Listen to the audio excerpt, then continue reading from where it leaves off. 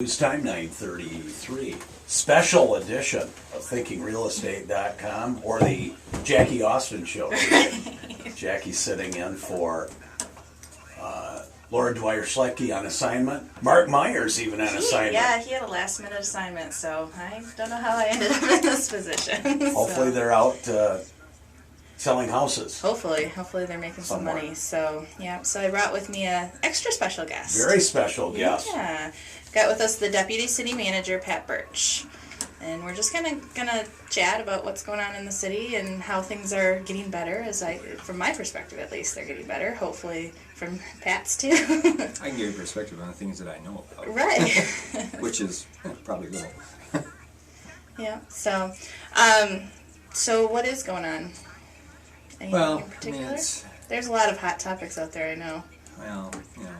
tranquility is conspicuous by its absence here, obviously. I Oh, that sounds good. That sounds interesting. I Pat. practice that line all day. Yeah. Regardless of the issues with the political upheaval between the county and the city, there's obviously a lot going on. City manager's initiative here, what we're trying to do with housing and the overall economic stabilization of Jackson. Housing being only one portion of that. So there's a lot going on here.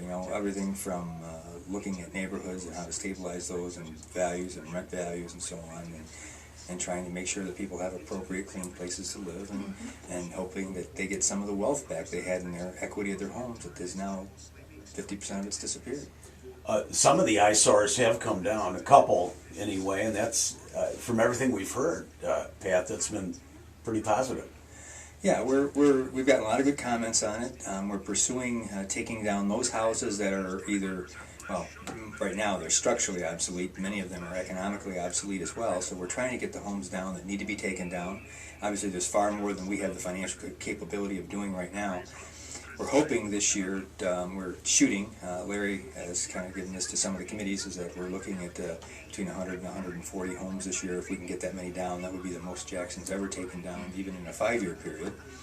So we're really moving to try to reduce some of the dilapidated supply that for most people shouldn't want to buy, because the cost of renovating them would exceed 10 times what the house was worth once they were done. So. Well, I've had buyers call me. I actually have a particular buyer. He's an investor from out of state, and he every once in a while catches a house that's like $7,000 and wants us to evaluate whether it's worth him buying. And it's hard to, it's hard to say yes sometimes because they do need so much work.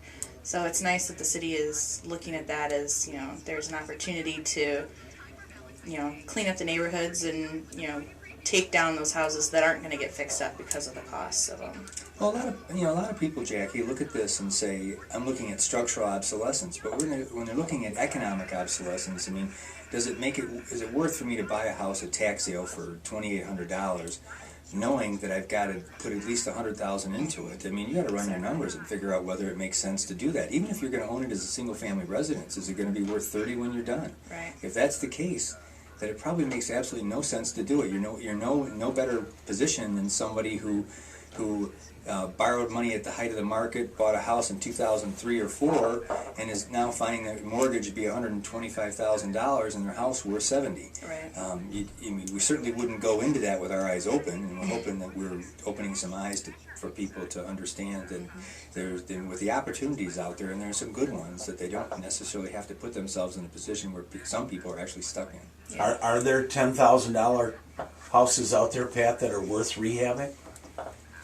Well, we've actually stumbled on a few, not 10,000, but I would say there's some stuff listed for in the 20s right now that I think that could be rehabbed for. We looked at 2 of them yesterday that probably could take $30,000 to $40,000 and repair them, and probably sell them for break even or $10,000, $15,000 profit. So, from that measure, there are some good buys here. There are some neighborhoods that make less sense than others, obviously. Sure. And what we're finding is that if you get on the MLS, and a lot of the agents, there's some very bright real estate agents here, notwithstanding Laura or Mark, but there's a lot of people in this town that understand this market pretty well, and there's a lot of good buys out there for people that put very little money into a house and own or occupy it. Yep, there's opportunities out there. What I tell my buyers is, because I get buyers that call me all the time and say they want to look at foreclosures, and I said, let's not just look at foreclosures. Let's look at all the opportunities out there, because there's short sales you can get into almost as inexpensively as a foreclosure, and they're going to be better maintained because somebody's living in that house. Oh, absolutely. So that's what that's what, as a buyer's agent, I want to represent their best interest, and if they're looking to get into that house and live in it, we want to make sure that they know what they're getting into. Are we taking calls today? Sure. Are you sure? I don't know. I'm a little Okay. nervous. Good morning. Morning, Greg. I'm not going to scare her. I Okay. just want to ask a real question. One, I want Laura's number because my daughter and her husband are looking at buying a foreclosed home, and I think at one time, I think they spent pretty much the majority of one show talking about the headaches of a foreclosure purchase and stuff. Right. There isn't, and also I'd like her to inform her on the stuff that's missing in the house and about taxes and all these things that they're not looking at because they're thinking, ooh, goodbye, Right.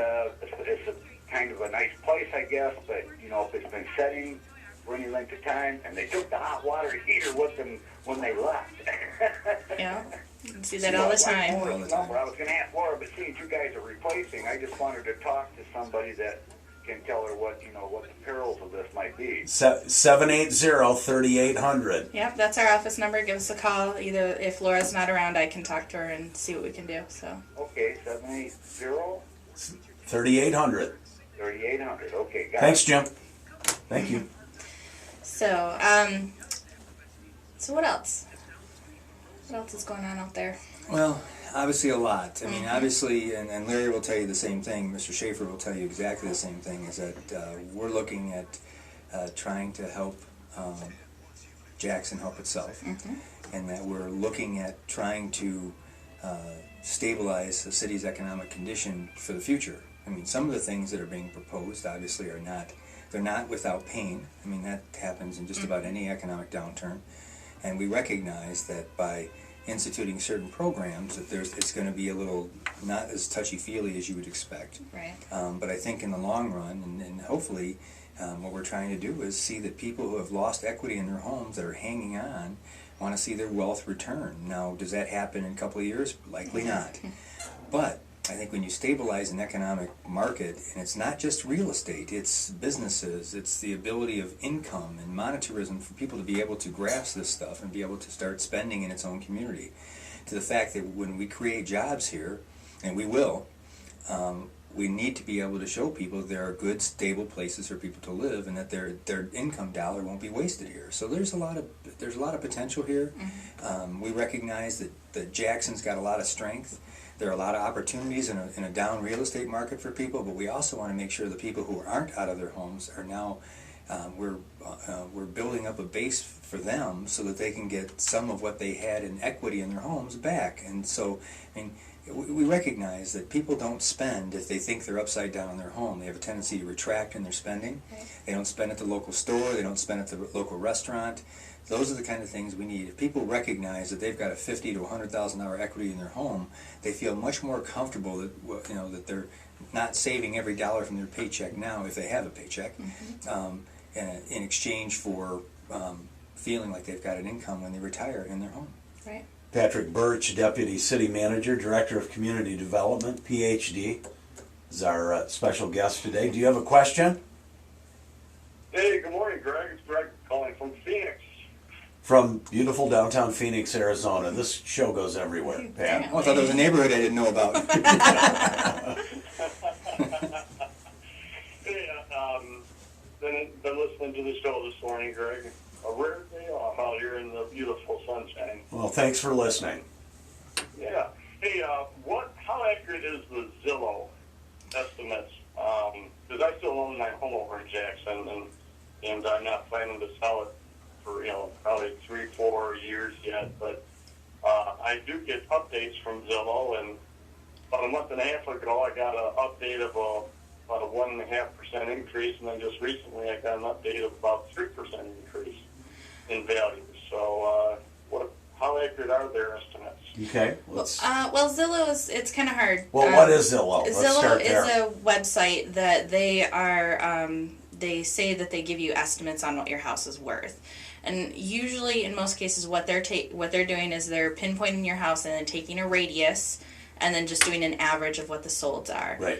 It's, it'll give you an idea of what's going on in the neighborhood, I guess, but with your particular house, if you're looking at selling it, I do definitely recommend you have a competitive market analysis done. And any agent can do that. It will give you a better idea specifically about your house, because we're going to look for, when we do market analysis, however you say that word. When we do those, we take your house and then we look at houses that are actually comparable to your house, not just what's happens to be around your house. Some neighborhoods, all the houses are the same, so it might be pretty accurate on Zillow, but in some neighborhoods, the house next door is 3 times bigger than the house you're looking at. So it's a good, neighborhood. It'll tell you what's going on in the neighborhood, but if you're looking to really be serious about selling your house or finding out what the actual It's only a value ballpark. is, it's only a ballpark, Okay. Yeah. So it's Yeah, no, I definitely plan to use a realtor when the time comes, but I just found it interesting that the values are going up when you don't hear a whole lot of good news coming out of the area yet. Right. Yeah, well, we've seen an increase in from 2009 to 2010, prices went up. From 2010 to 2011, they went down, but they didn't go down completely to where they were in 2009. So that's good. There's a little bit of bouncing back and forth, but they're staying steady right now. Okay. Well, hey, listen, good